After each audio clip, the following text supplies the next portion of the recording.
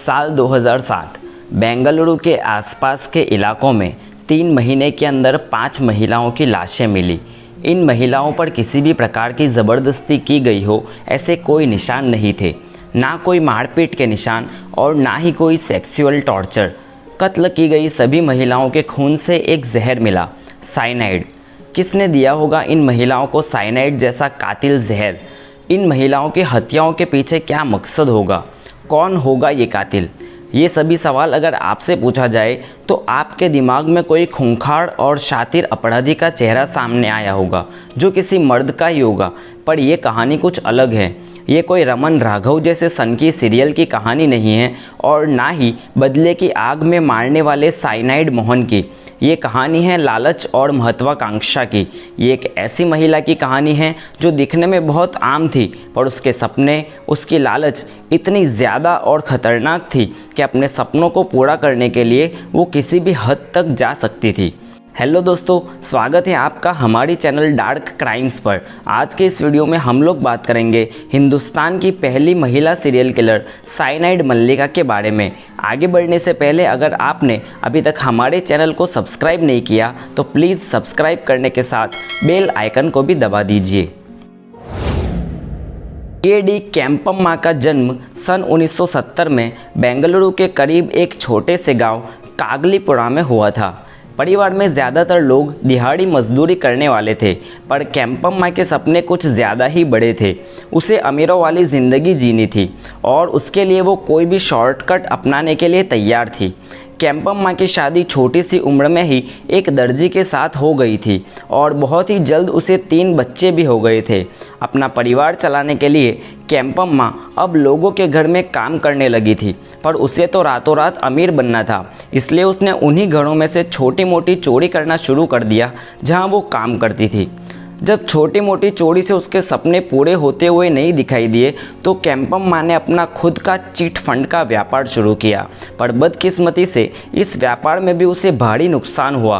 केम्पम्मा का परिवार कर्ज में डूब गया, जिसकी बदौलत केम्पम्मा के पति ने केम्पम्मा को घर से निकाल दिया। कर्ज में डूबी केम्पम्मा के पास अब कोई काम नहीं था। उसने एक सुनार के वहाँ नौकरी करना शुरू कर दिया, पर यहाँ भी वो बहुत टिक नहीं पाई। हालांकि सुनार के वहाँ काम करने से उसको एक फ़ायदा हुआ। उसे अमीर बनने की एक खतरनाक स्कीम हाथ लग गई, जिसका नाम था साइनाइड। केम्पम्मा की माँ ने तो उसे फिल्मों के ज़रिए इतना पता तो चल चुका था कि साइनाइड एक कातिल जहर है, पर इसको इस्तेमाल करने की और उसके ज़रिए खुद को अमीर बनाने की जो तरकीब केम्पम्मा ने अपनाई वो शायद ही किसी के दिमाग में आज तक आई होगी, जिसकी वजह से केम्पम्मा ने कई मासूम औरतों को अपने इस कातिल जाल में फंसाकर मार दिया।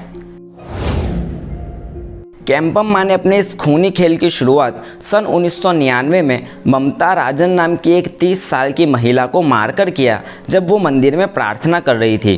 केम्पम्मा ने सबसे पहले तो एक साध्वी का रूप ले लिया और आसपास के मंदिरों में आने जाने लगी।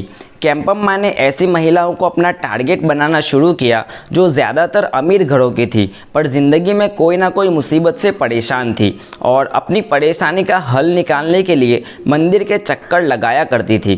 केम्पम्मा इन महिलाओं से पहले तो बातचीत से कुछ दोस्ती कर लेती और फिर उनसे उनकी समस्याओं के बारे में जानती, जिसके बाद केम्पम्मा अपने आप को एक महाज्ञानी साध्वी के अंदाज में पेश करती और उनकी सभी समस्याओं को बड़े ही ध्यान से सुनती। जब केम्पम्मा को ठीक से पता चल जाता कि ये महिलाएं कौन सी मुसीबत में हैं और उन्हें क्या चाहिए, तो वो परेशान महिलाओं को मदद करने और इन्हें इन समस्याओं से मुक्ति दिलाने का वचन देती और उसके लिए उन्हें मंडल पूजा करने के बारे में बताती।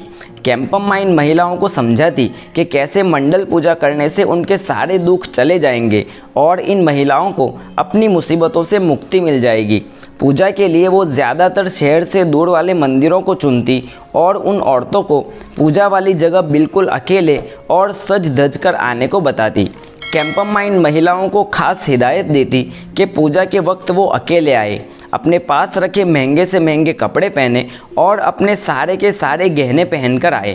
परेशानियों में डूबी इन महिलाओं को अपनी तमाम परेशानियों से मुक्ति नज़र आने लगती तो ये महिलाएं बिना कुछ सोचे समझे केम्पम्मा के तरीके पूजा के लिए चली आती।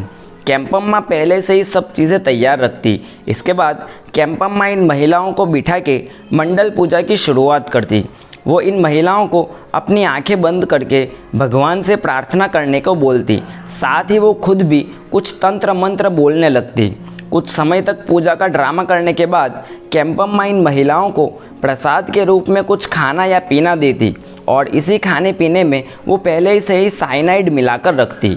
साइनाइड मिला हुआ प्रसाद खाने के बाद वो महिलाएं कुछ ही मिनटों में वहीं पर मर जाती, जिसके बाद कैंपम्मा इन महिलाओं के बदन से सारे गहने और कीमती सामान लेकर वहां से फरार हो जाती। हर मर्डर के बाद अपना नाम और पहचान बदलती और अगले शिकार की ओर चल देती। पुलिस रिकॉर्ड के मुताबिक सन 1999 में पहला कत्ल करने के बाद 7 साल तक कैंपम्मा खामोश रही। सन 2000 में भी कैंपम्मा का पुलिस से पाला पड़ चुका था, जब उसे एक पूजा करने के लिए किसी के घर में बुलाया गया था, जहां पर पूजा के दौरान ही कैंपम्मा उस घर में चोरी करते हुए पकड़ी गई थी। हालांकि इसके लिए कैंपम्मा को सिर्फ 6 महीने की सज़ा हुई। सन 2007 में कैंपम्मा ने सिर्फ 3 महीने में 5 महिलाओं को अपनी उसी साइनाइड वाली मेथड से मार दिया। कैंपम्मा का दूसरा शिकार बनी 52 साल की एलिजाबेथ, जिसकी पोती पिछले कुछ महीनों से लापता हो गई थी, जिसे ढूंढने के लिए एलिजाबेथ मंदिरों के चक्कर काट रही थी। कैंपम्मा ने एलिजाबेथ को अपने झांसे में फंसाकर इसी तरह मार दिया।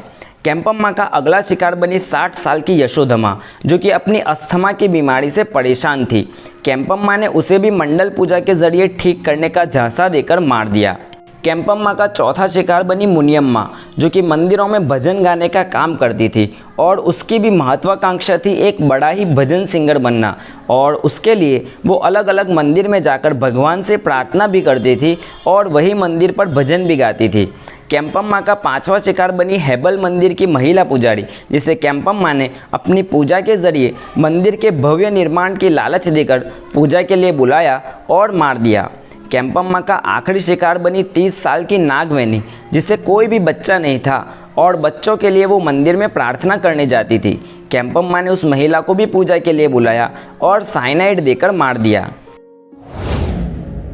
सन 2008 में पुलिस को एक टिप मिलती है कि एक महिला बस स्टैंड के ऊपर चोरी का मोबाइल और ज्वेलरी बेच रही है।